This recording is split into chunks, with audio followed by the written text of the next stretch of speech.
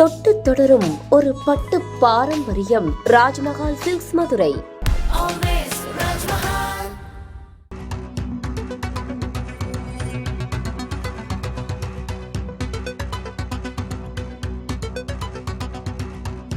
கலைஞர் மகளிர் உரிமை தொகை திட்டத்தில் மேல்முறையீடு செய்தவர்களில் தகுதியானவர்களுக்கு இந்த மாதமே பணம் செலுத்தப்படும் என்று அண்மை செய்தி கூறுகிறது. மகளிர் உரிமை தொகை கோரி மேல்முறையீடு செய்தவர்களில் தகுதியானவர்கள் இந்த மாதத்திலேயே திட்டத்தில் இணைக்கப்படுவார்கள் என்று அறிவிப்பு வெளியாகியிருக்கிறது. கூடுதல் விவரங்களை வழங்க செய்தியாளர் ரமேஷ் இணைந்திருக்கிறார். ரமேஷ், இரண்டாம் கட்டமாக சேர்க்கப்பட்டிருக்கிறார்கள். எத்தனை பேர் சேர்க்கப்பட்டிருக்கிறார்கள்? அவர்களுக்கு இந்த மாதமே பணம் வழங்கப்படும் என்று கூறப்பட்டிருக்கிறது. இது குறித்த கூடுதல் விவரங்கள் என்ன? அதாவது 11,85,000 பேர் மேல்முறையீடு செஞ்சிருந்தாங்க. அவர்ல ஒரு 80% பக்கம் செலக்ட் ஆயிருந்தா சொல்லப்படுது.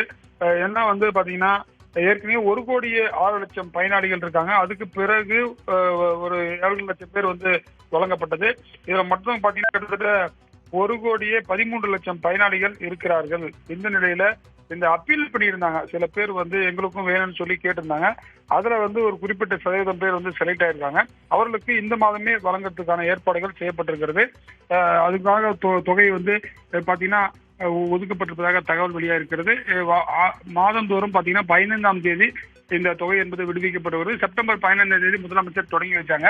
இந்த நிலையில இதற்கான இந்த மேல்முறையீடு செய்தவர்களுக்கும் இந்த மாதமே கொடுப்பதற்கான ஆயத்த பணிகளை தமிழக அரசு செய்திருக்கிறது.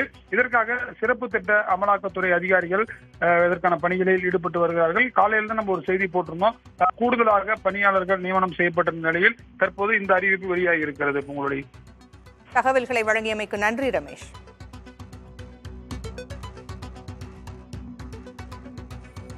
தொட்டு தொடரும் ஒரு பட்டு பாரம்பரியம். ராஜ்மஹால் சில்க்ஸ் மதுரை.